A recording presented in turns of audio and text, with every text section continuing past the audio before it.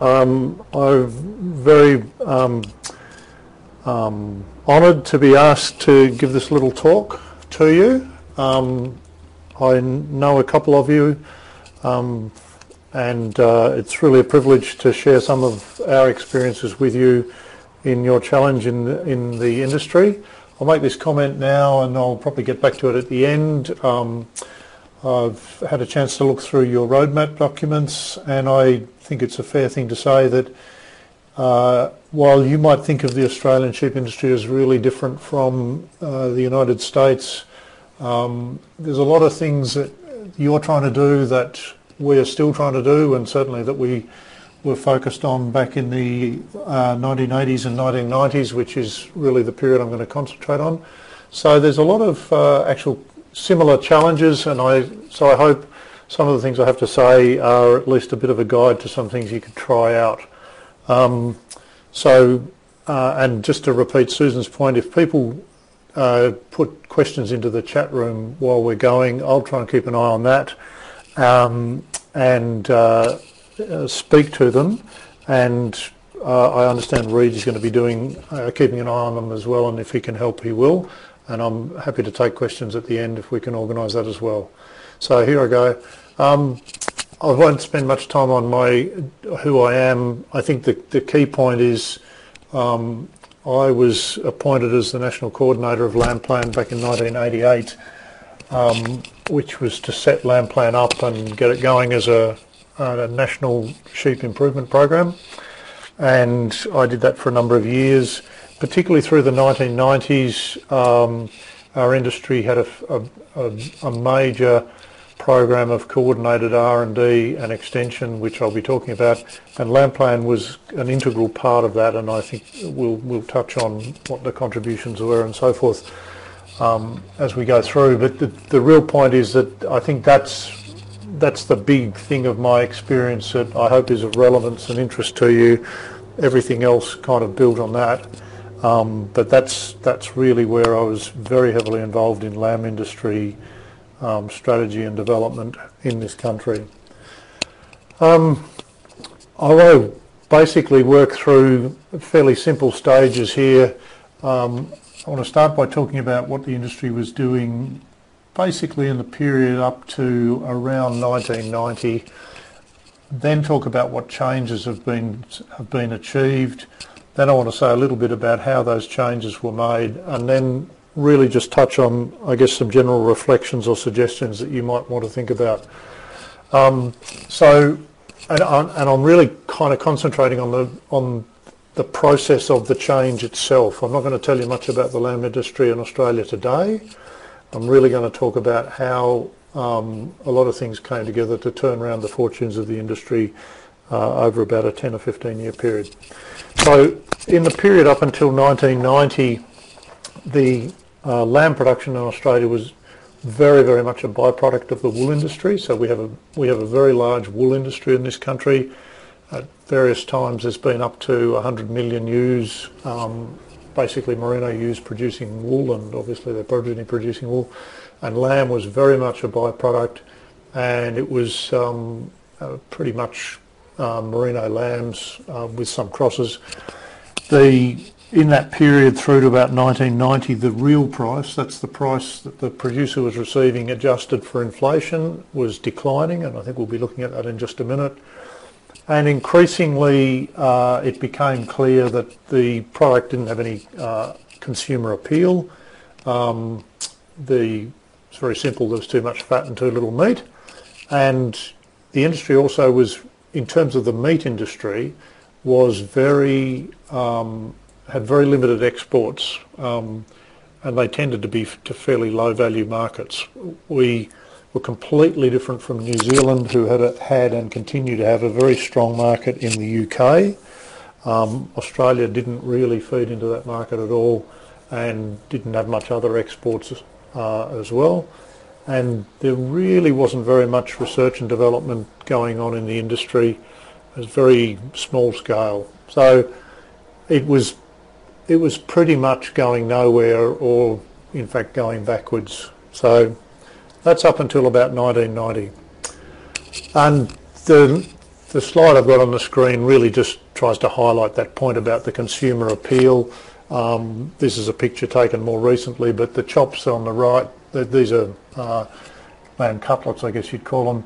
The ones on the right are representative of 1990s genetics, and they're very unappealing, as I'm sure you'll agree. There's too much fat, the muscle's too small. The ones on the left have got somewhat larger eye muscle. There's some trimming, but they're just a different product. The ones on the right are representative of kind of 1990s genetics. And the market research that was conducted through the 1980s, there was a small amount of it, basically said people just did not like lamb, and they were liking it less and less. So that's a fairly simple, stark message. And so basically through the second half of the 1980s, a whole range of things started to happen that led to the industry kind of getting its act together, and I'll talk about some of those things in a minute. But the change is what I really want to start with, because it's really quite profound, quite remarkable, quite big.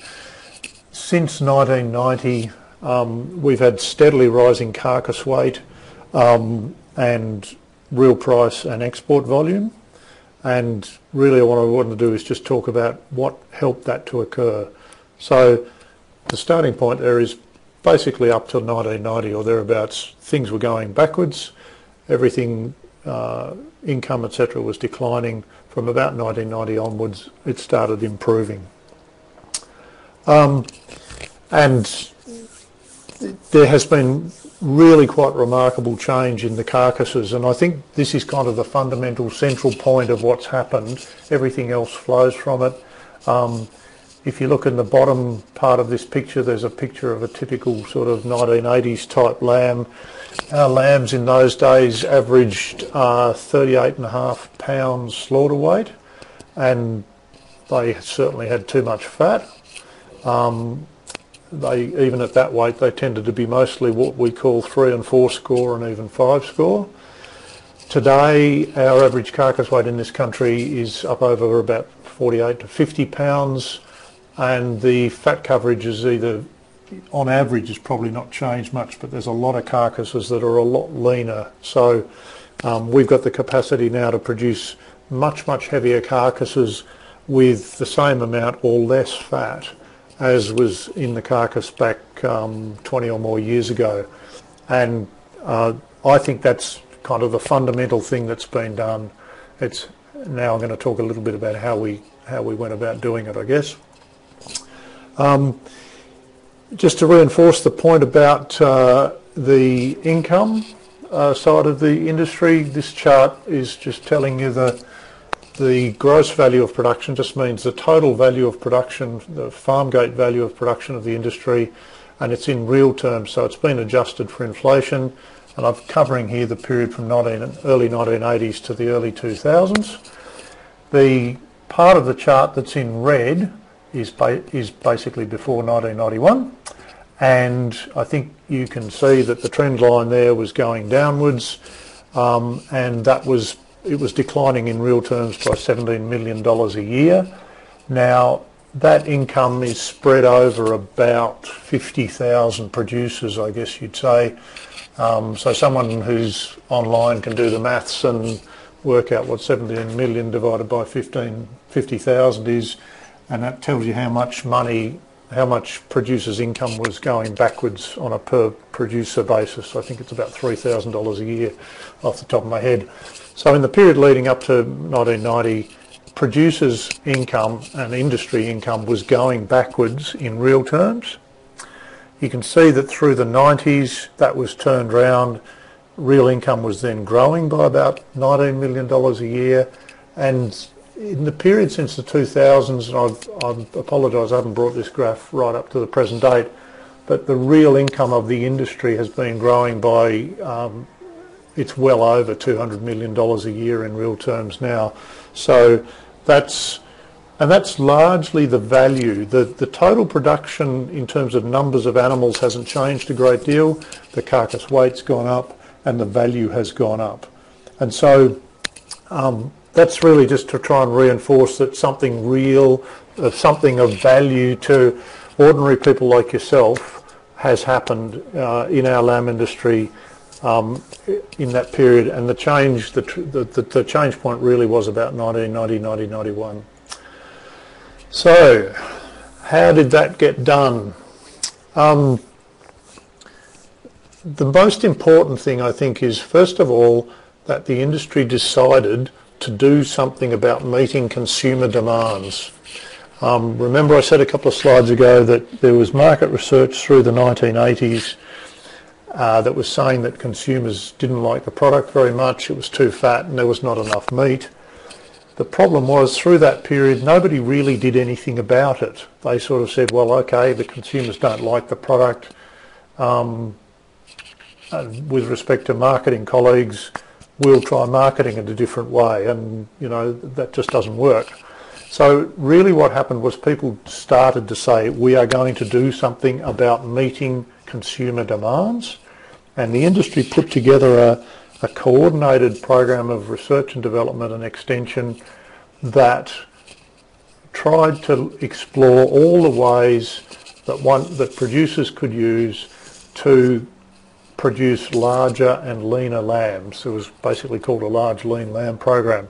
And I really stress here that that program of research and development and extension included both genetics and also non-genetics. So, and I'll touch on that in a minute. It wasn't just a genetics program, although I think you'll see that that was pretty integral to it.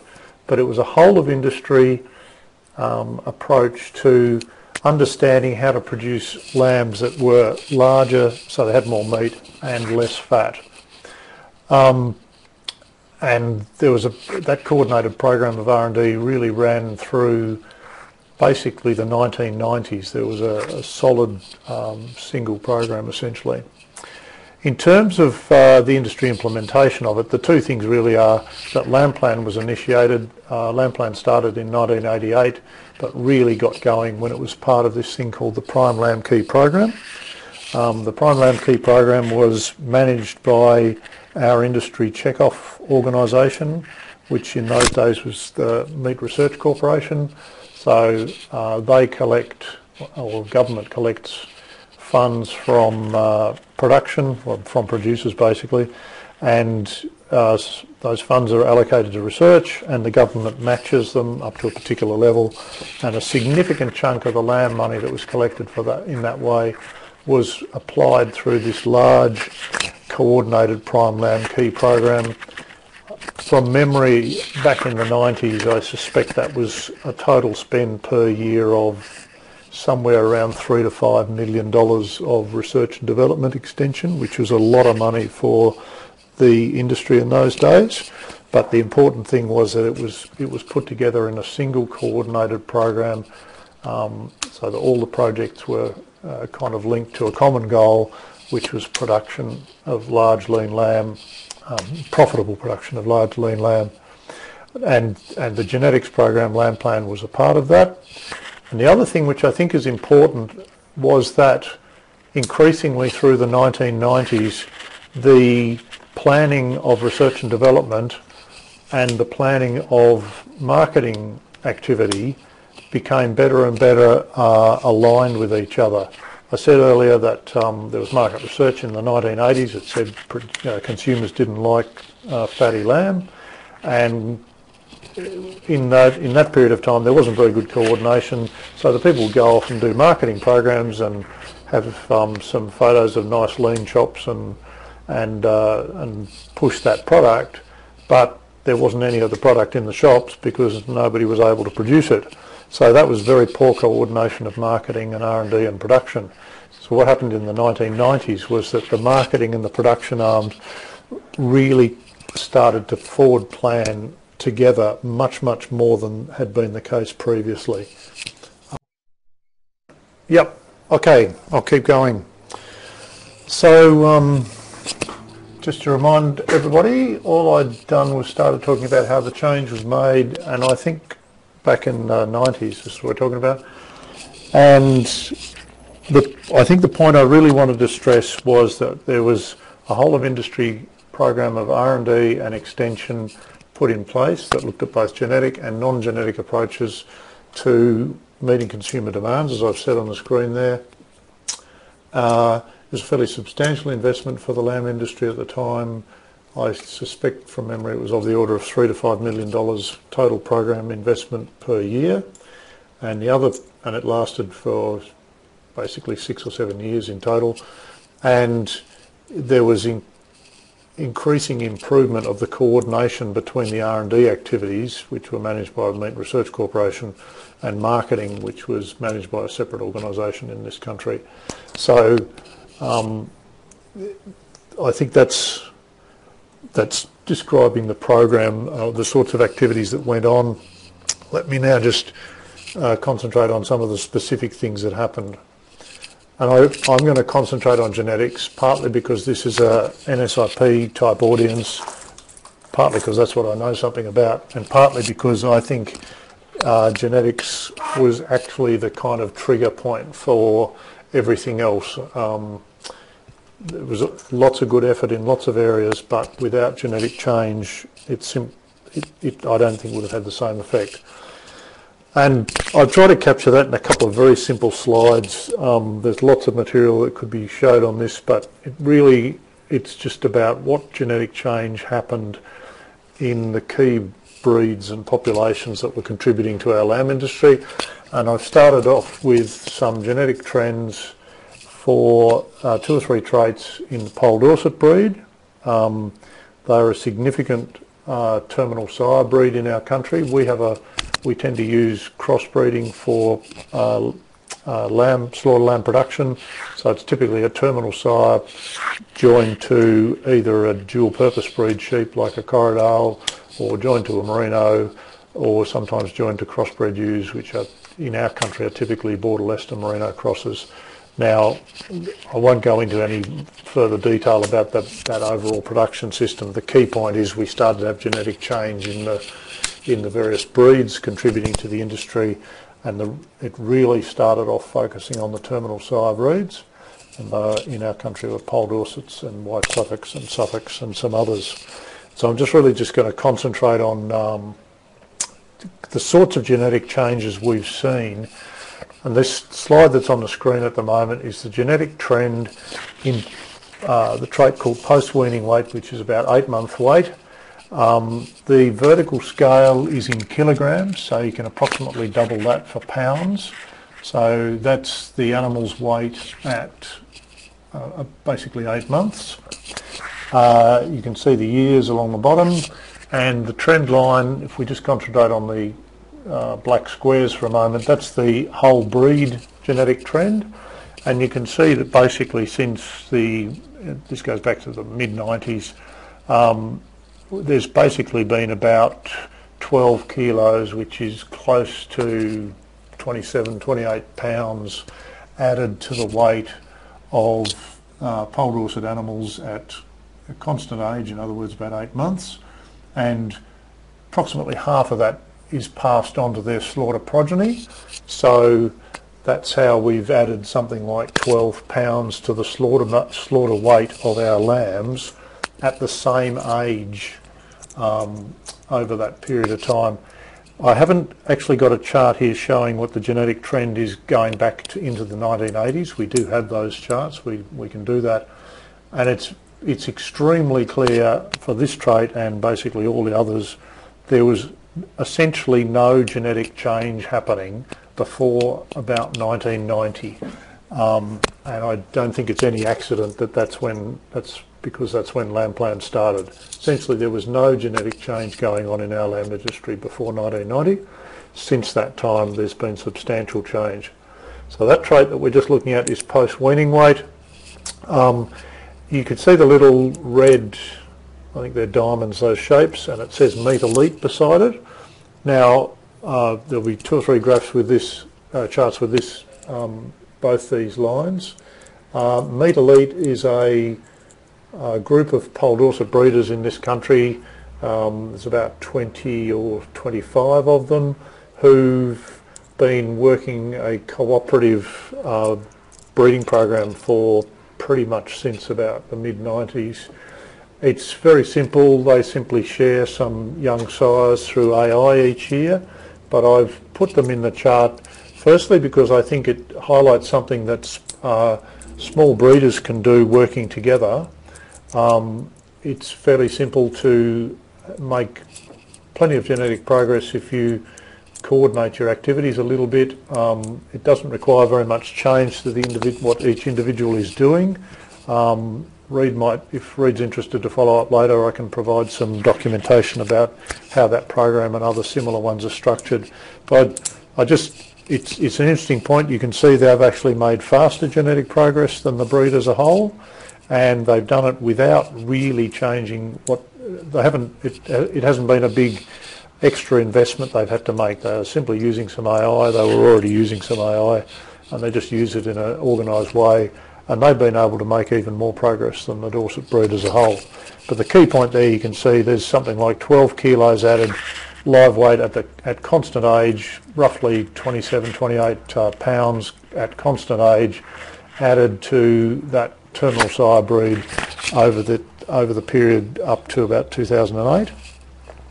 If we then look at the other two traits that was a real focus on over the same period of time, and we're talking about fat, so that's fat cover at the weight they've been measured, so basically at about 8 months, and the eye muscle depth, so PFAT is the fat and PEMD is eye muscle depth. I'm sure those of you who are using NSIP will be familiar with that. The key point there is if we just selected for growth rate, so just going back to this previous slide, if we'd selected for growth rate, we certainly would have been able to improve growth rate and weight at constant age, and we did, but if we'd simply concentrated on growth rate, the animals would have actually got fatter as they got heavier, and that wouldn't have solved that problem about the consumers wanting more meat and less fat. So a key feature of LambPlan, and I'm sure you're familiar with this all along, has been using information on the fat scan and the muscle scan to help manage those two traits at the same time as making genetic progress in growth rate. And you can see on this chart that, I don't know whether you can see my pointer, but anyway, the upper pair of lines is the trend for eye muscle depth. So over that period of that 10 years or so, eye muscle depth was being increased at constant weight. So the animals were being bred to be more muscly as well as simply being bigger. And that's the chart of the blue triangles. And the other line on the chart is the trend relating to fat. And you can see that that's been going down. So over that period of time, the fat at constant weight was being reduced despite the fact that the animals were being selected to be faster growing, to be heavier. So LambPlan allowed people to breed animals which grew faster, grew bigger, grew significantly more muscly, but at the same time became less fat. And normally you could not do that simply by picking the big ones. If you pick the big ones, the fat at constant weight would not change, or it would actually go up. So it's absolutely critical that LambPlan was being used in the Poll Dorset breed and other breeds to kind of break that nexus between growth and fat. And so we were able to breed sheep that their lambs grew faster, they grew to heavier weights, they had more muscle, and they had less fat. And so they were moving in the direction of meeting the consumer requirements better and better. Now that period, that snapshot that is there is roughly a 10-year period. I haven't shown the chart here, but I'll say it again. If we go back to pre-1990, there was no genetic trend for any of those traits whatsoever. And it's very clear the genetic progress really started just after LambPlan started, about 1990, 1991, and it's been pretty steady at these sorts of rates in the terminal sire breeds at least ever since. And it's absolutely fundamental that changed the lambs we were able to produce in this country. we could now breed lambs that can be taken out to heavier weights without becoming over fat, and they actually had better yielding carcasses. The muscle cuts were bigger, and there was less fat associated with that. So all moving in the direction of what the consumer wanted. And a nice way to show that in terms of our various markets is this next slide. All it's doing is showing for Australian lamb markets how they fit in terms of carcass weight and the fat depth. The vertical axis here is simply how fat the carcasses are. It's using a measure we have in this country called the GR fat depth, which is the depth of tissue 110 millimetres out from the backbone at the 12th, 13th rib. So it's kind of at the out on the sort of thin part of a cutlet, if you can picture that in your mind. It's actually a combination of lean tissue and fat, but it's a good indication of overall fatness in the carcass. So this scale here is fatness getting higher, and this is carcass weight getting higher. And you can see that our kind of standard lamb we use in this country now, we call trade lamb. That's for the domestic market, goes through our supermarkets and so forth. Its specifications are basically 15 or so, or 17 or so through, say, 23 kilo carcass weight, 5 to 15 mils GR. Food service, that's restaurants and so forth, they tend to want a little bit heavier weight with no more fat, so that's that area there. Our export lambs, particularly heavy export to North America, to Asia, to Europe, they'll be heavier weights again. A little bit more fat can be carried in those lambs, particularly when they're heavier. And we also have a market in the Middle East for lighter and leaner lambs. Now, that's just describing the various markets that Australian lamb tend to be produced for. And the next slide is going to show you how the genetics have changed and meet those markets better. The first point is, if we took traditional lambs, so this is back 1990, and we looked at their weight and fat as they grow to market age, this blue line tells you what sort of fat weight combination to expect. And so typically back when Lamb Plant started, 1990, about here, round about here, is what the traditional lamb in those days was averaging. Roughly about 17.5 kilograms carcass weight. I can't remember what that is in pounds, but the high 30s.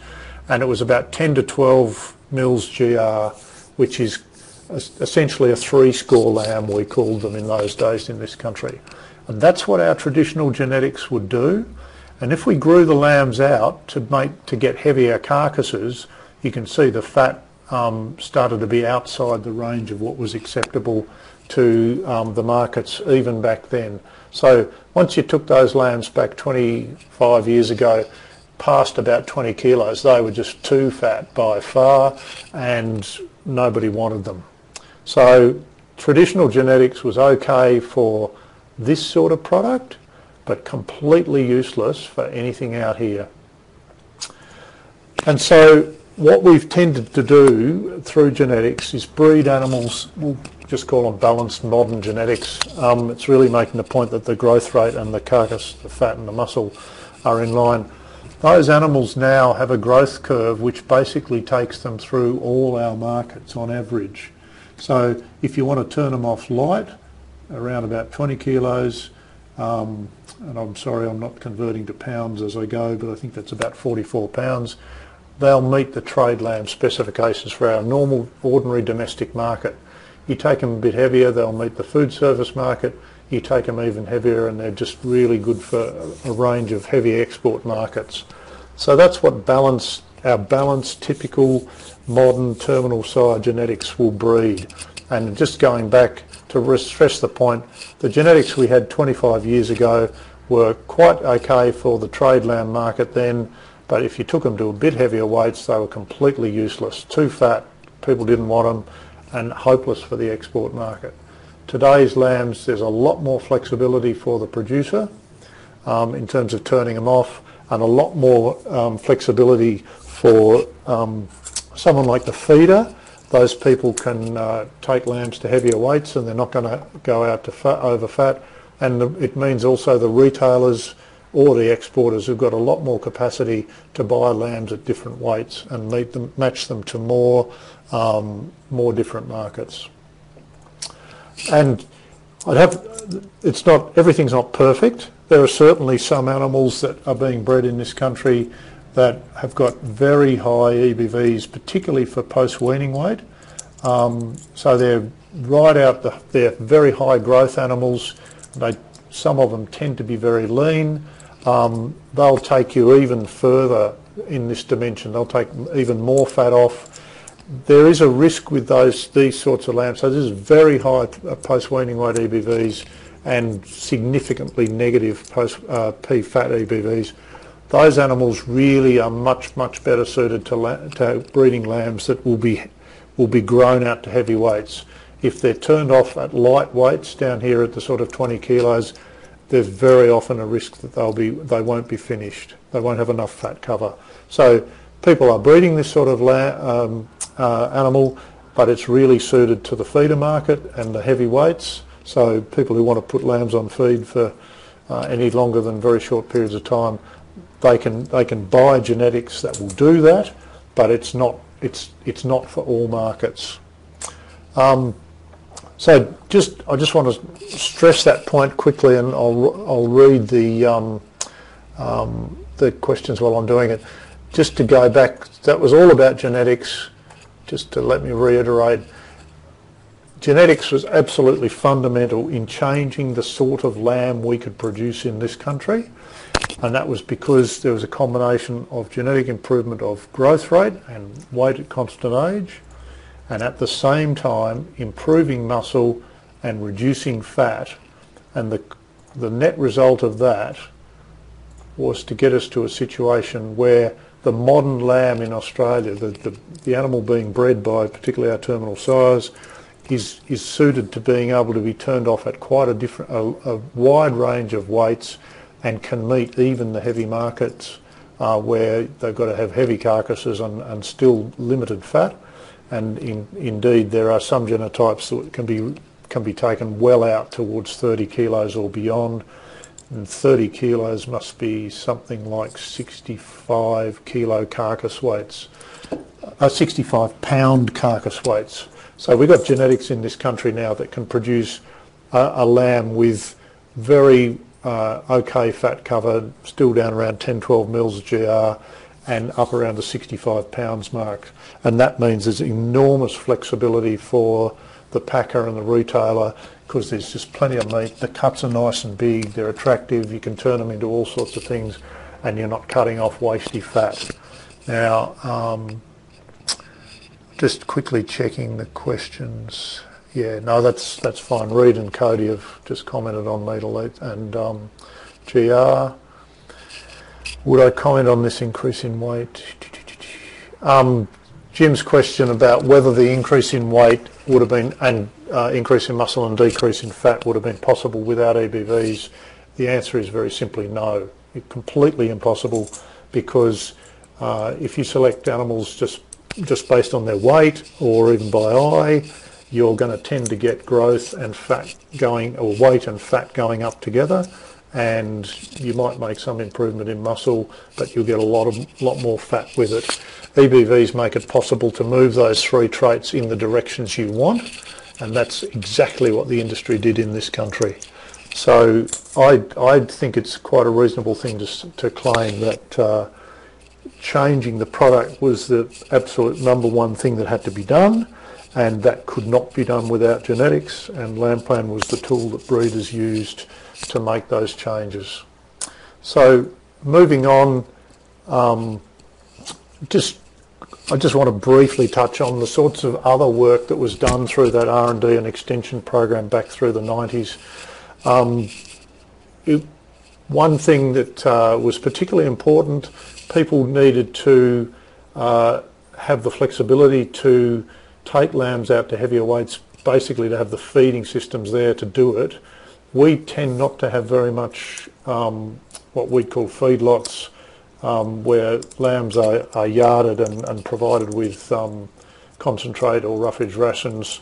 Feedlotting is a very, very small part of the Australian industry, and it was virtually non-existent back in the 90s. So when I say finishing systems, it's making sure there are things like fodder crops or pasture crops that would extend the growing season, so you could keep lambs longer to let them get to those heavier weights. There's quite a lot of good work done on different fodder crops, brassicas, strategic use of alfalfa, that sort of thing, so that rather than just relying on sort of the natural spring growth and turning the lambs off in the time the green grass was around, people developed a range of ways to provide feed to lambs to keep them growing out in the field. I'm not going to talk about feedlotting very much, but certainly feedlotting has started a bit in Australia, but it's nothing like the scale you have in North America. So finishing systems was one area of research that was conducted. For a while there was a lot of interest in the use of crypt orchid lambs, which are basically animals that are not castrated, but the testes are sort of forced up into the abdominal cavity. So they retain the leanness advantage of entire males. That was quite widely trialled, particularly in the early 1990s, but it's not taken off, basically for two reasons. You end up with some behavioural issues with the animals, and they require a bit more careful handling in terms of feeding and so forth. And there were some issues with dark cutting and eating quality. So crypt orchids were trialled, but they never really took off. And it's a nice way of thinking about genetics, is that genetics made ordinary lambs, i.e. castrated lambs, have the performance characteristics of crypt orchids, but without any of the behavioural or eating quality problems. So that was another area of research. Enormous amount of work went into working with butchers to work out ways to get more value out of the carcasses as they became larger and had less fat. Some of the traditional cuts became less and less viable for the butchers, but there was more meat to play with, basically.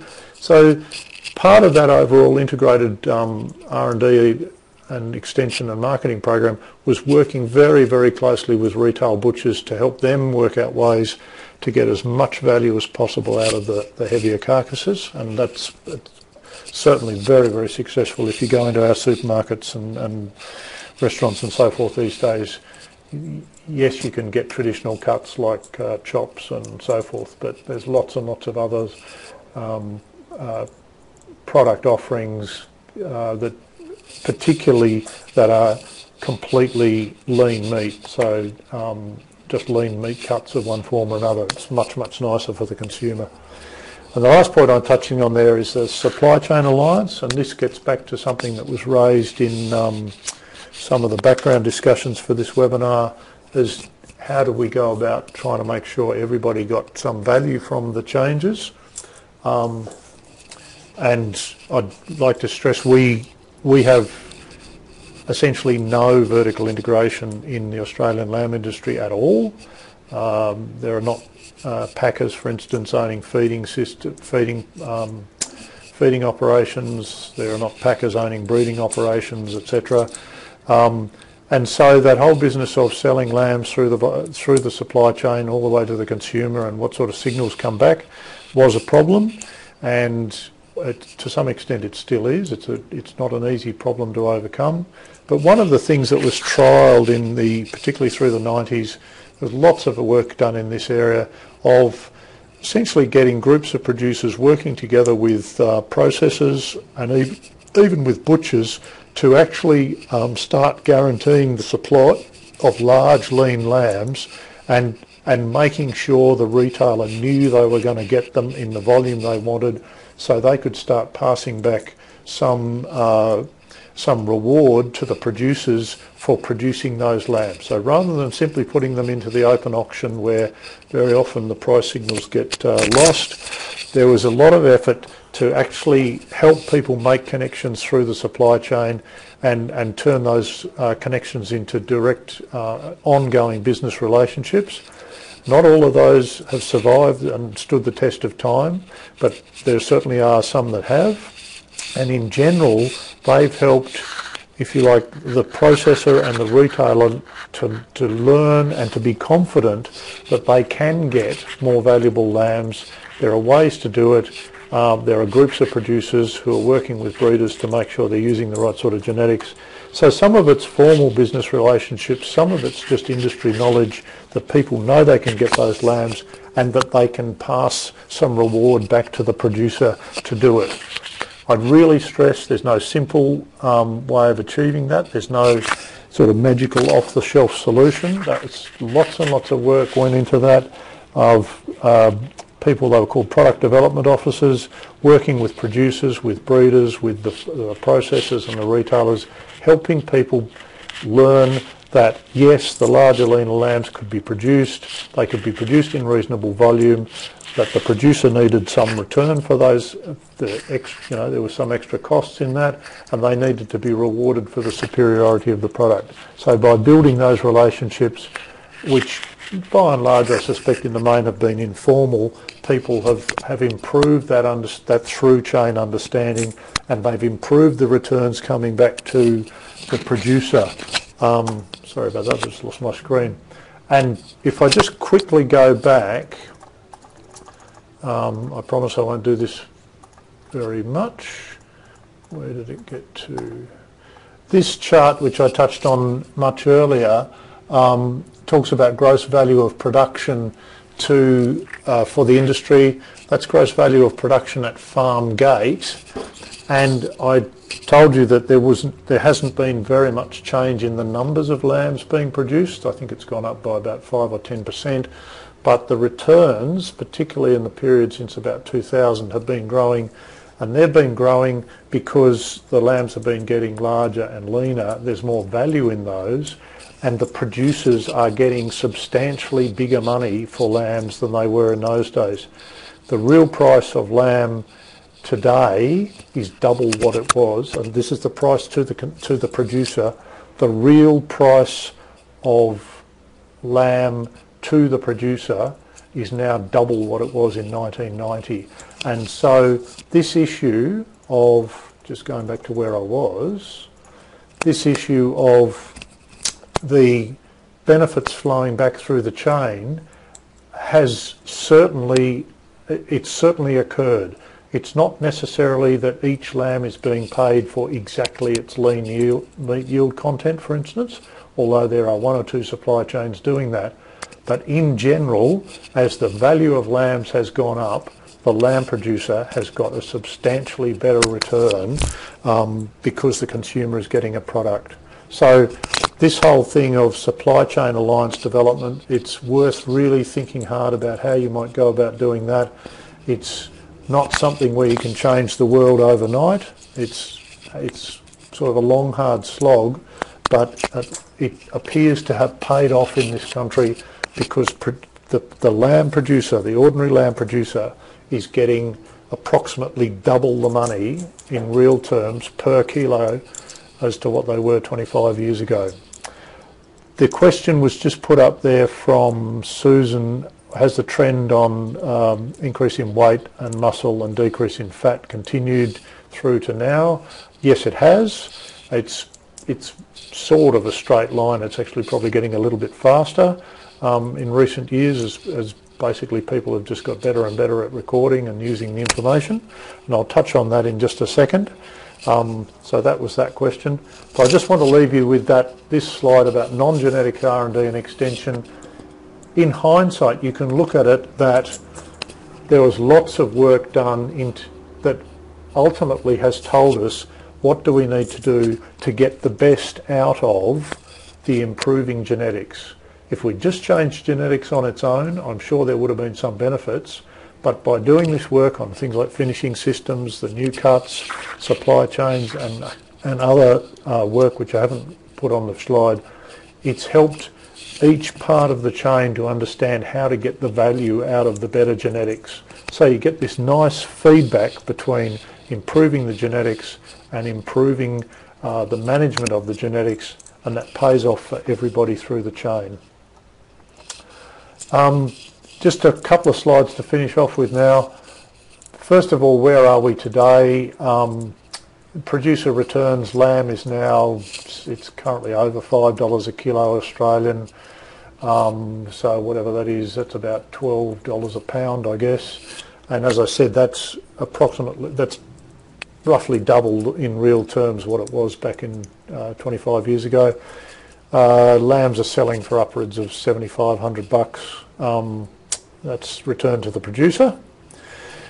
The R&D that we're working on nowadays is very increasingly focused on managing the eating quality of the lambs, making sure things like their iron and zinc content are being maintained, making sure that the intramuscular fat is at the levels that the consumer wants and that it doesn't drop back because animals are getting leaner. And we've got big programs that are concentrating on understanding the genetics of that and providing breeding values to back to the breeders for intramuscular fat. And some of you may be aware that there are certainly sheep on the Lamb Plan website that now have breeding values for eating quality, and I think it's for intramuscular fat and also for lean meat yield. Well, that's an outcome of that sort of research. That's increasingly now using DNA testing as part of the overall program, so that breeders can take a blood test of the young rams or ewes and use that the genotype from that to get an EBV for eating quality and intramuscular fat. There's a whole bunch of other traits that's possible for as well, but I'm just concentrating on the lamb ones for the moment. And the intention there is to make sure that we keep on improving the growth rate and the leanness and the muscling, but we maintain the intramuscular fat levels, we maintain the iron, zinc, possibly even omega-3s, things like that. And genomics is a part of that. Broader industry challenges, the two main ones I'll touch on there. The welfare issues of things like tail docking, use of chemical drenches, that sort of stuff, which I suspect are fairly common to your industry or similar with you guys. They're increasingly issues that we're working on at a whole of industry level. I think some of you will be aware that some breeders in this country are now taking account of things like worm counts, and so they can get EBVs for worm counts, so we can breed sheep that don't need drenching. And lamb survival is also something of increasing interest, so making sure the lambs can be born safely and that they've got real get up and go, and they're not going to die out in the paddock. So there's some examples of genetics impacting welfare.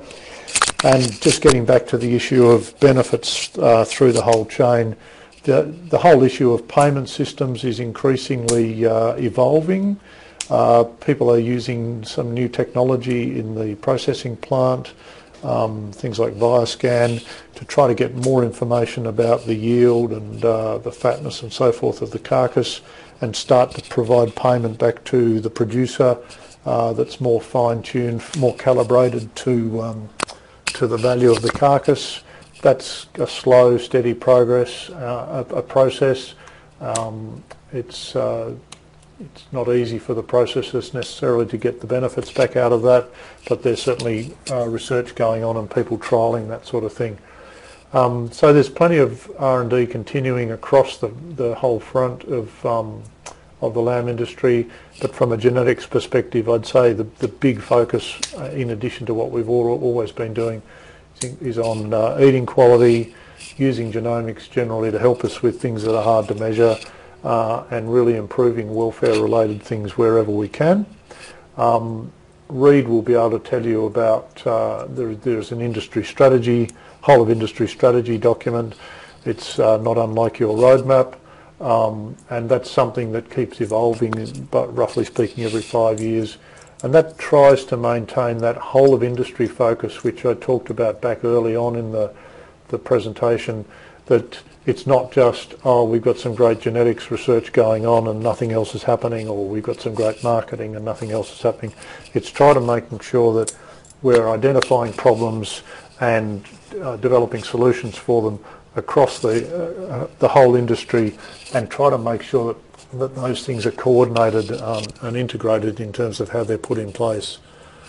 I think this is my second last or last slide, and I just want to sort of reinforce a couple of points. The real challenges that I think are our learnings from that change process that started back in the late 1980s.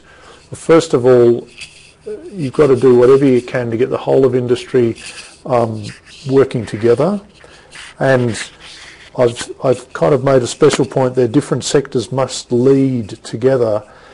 One way or another, every single sector in our industry, some people had to try something new. They had to, breeders were kind of going out a bit on a limb, breeding animals that were going to be leaner. Producers were going out a bit on a limb, selling lambs that were leaner than that was what the traditional markets expected. People trying new markets with new products. They were all doing something a bit new, taking a bit of a risk, and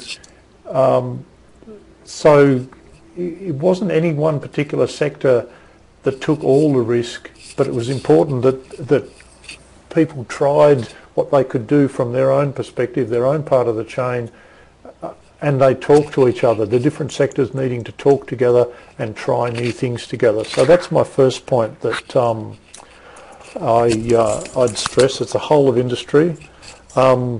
Just confirming the chat thing, I can't see anybody else's chats except Angela and Delaware just wrote test. So getting back to the slide, this is really just an extension of the first point. The sorts of changes that the industry's been through could have only happened if people tried to identify benefits for all players, not just one sector. It wasn't just the breeding sector that got some benefit out of this, or the retail butchers. And that's part of that work on supply chain development. It was really trying to get people from the different sectors together to see what each of them could get out of the changes. So if they were producing larger, leaner lambs, how did that affect the producer? How did it affect the processor? How did it affect the retail butcher? What did they need to do to make sure that if there was a risk, that risk was mitigated? What did they have to do to make sure they got something of benefit? And that's really, really important. And that work that was done by people, small projects that involved the producer, and in your case the packer, the feeder, the butcher, helping people understand their interests, how they could help each other, what they needed to do to make sure they got a benefit. That was absolutely vital. And the last point I think is kind of obvious, and I apologise, it is so obvious, but the whole thing is about consumer focus. It's no good saying, oh, consumers don't want so much fat, but hey, that's what we produce, or we don't get paid for producing lean lambs. It's if the producer doesn't want it, you end up not having a product at all. You don't get returns. That's what we were doing in the 1980s. We were producing what we were able to produce because it suited us, and the consumer simply did not want it. They were walking away from it. So one way or another, you must find out what the consumer wants and try to give it to them. That depends on making sure everybody in the chain understands the effect of that on them, what they need to do, how to mitigate their risk. So the change, just let me check, I think that might be the last slide, yeah. I really want to stress that I think very big changes were made in the Australian lamb industry. They've been very, very valuable. Genetics was a really, really big part of it. I don't think the changes would have happened had genetic change not occurred. But just having breeding programs, just using NSIP for instance, on its own would not have been enough. It was really important that everybody else in the chain was involved in learning how to get the benefit out of the larger, leaner lambs that were being bred, and the net result is that more and more of those animals are being produced, and the consumer is responding in the way they do. They pay good money for lamb, and not just in Australia, not just in America, everywhere, people like the large lean lamb. Let me just check the questions. How is this information shared with breeders? Shaman's question. If you're talking about my information, the sort of stuff I've just been through, lamb plan information is disseminated direct to all the breeders who use lamb plan.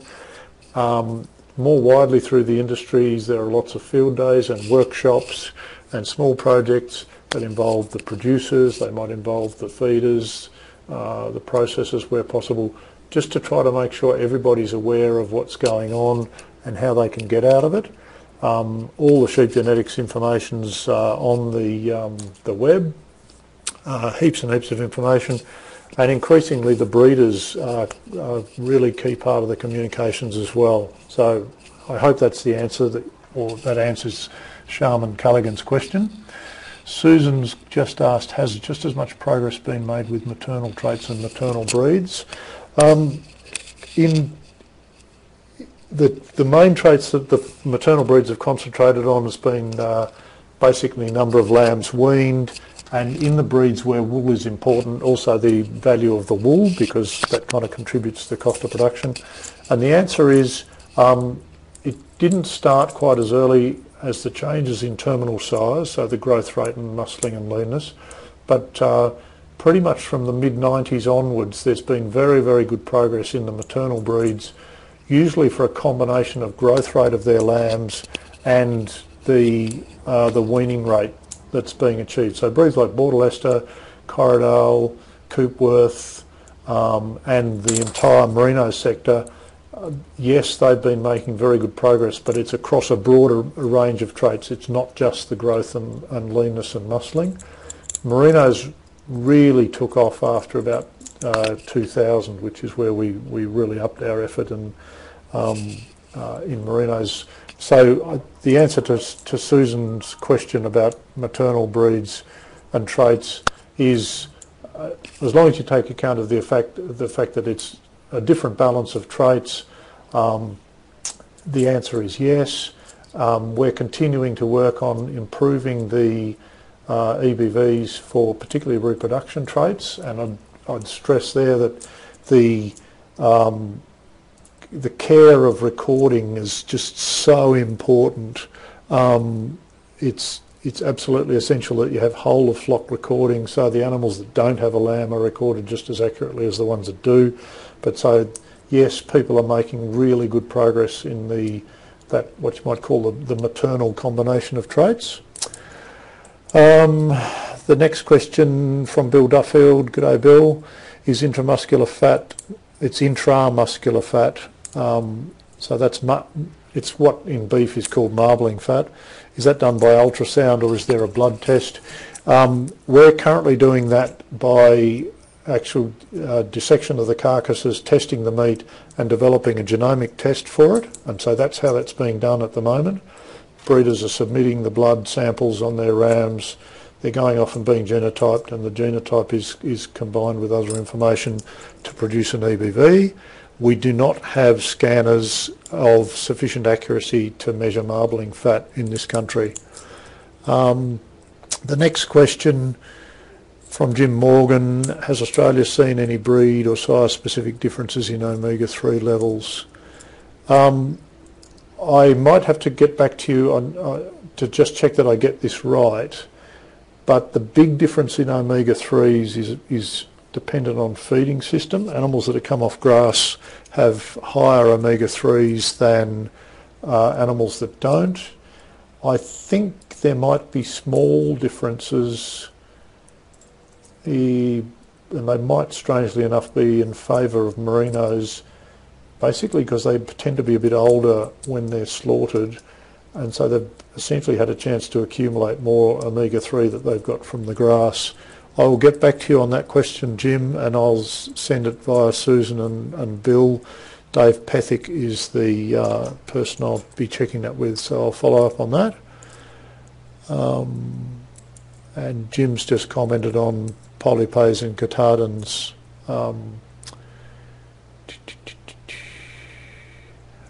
Yeah, okay. I won't try to tell you what I think the answer about the omega-3s is, but I suspect there might be small differences between terminal sire breeds and the maternal breeds, and I suspect it reflects fat distribution because the omega-3 I think gets stored in the fat. But please don't go off and say, oh, Rob Banks said X, Y, Z and it's true. I'll follow up and check on that.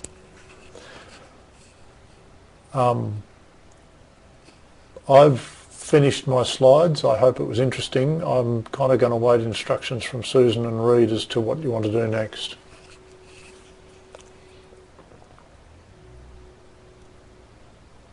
I think the answer to Ryan Laurie's question, I assume, is yes.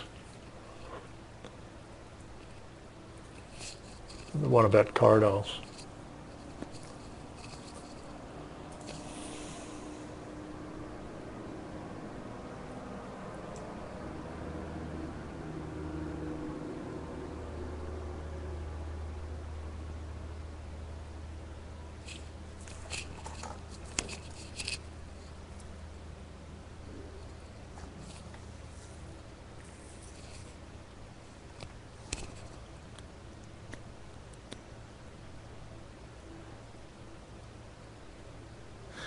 Susan's question about parasite-resistant EBVs.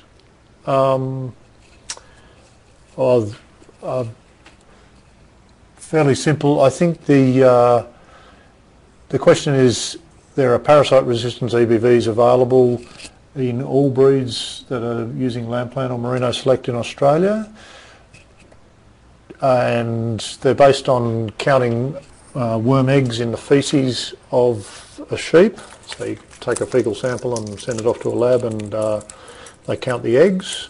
Their heritability of parasite resistance, or basically of worm egg count, is something like 27%. So if you measure it, you can get quite useful EBVs, and people have been using it more particularly in the merinos, and in recent years some of the dual purpose breeds, and very, very successfully. I live in a part of the country where Haemonchus is a problem, Haemonchus contortus, and there are breeders here in merinos who've been using parasite resistance EBVs to breed sheep that just do not need drenching at all now. So I don't know what facilities you'd have in the States for getting the same measurements, but I'm sure we can help you identify what needs to be done, and if you get those, you can breed sheep that do not need drenching and don't get worms. Thank you, Cody, for your comment there about the presentation. Jim's commented about Catardin having EBVs. I presume that's for worms. Thank you, Melanie. And Cody's just put a link up about the EBVs, including fecal egg count. I'm in your hands, Susan and Cody, I think.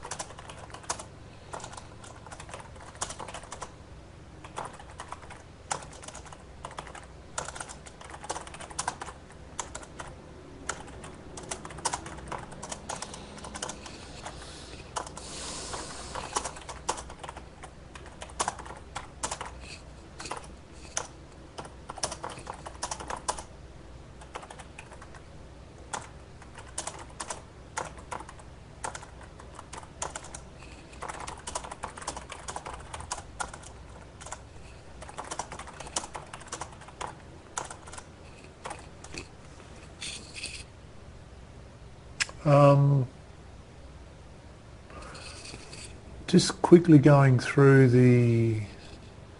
I'll put my email address in here, banks@une.edu.au. That's my email address. Now, Paul Lewis has just asked how the CRC is set up and the participants. I'll just quickly comment on that, but I'm happy to provide information about it.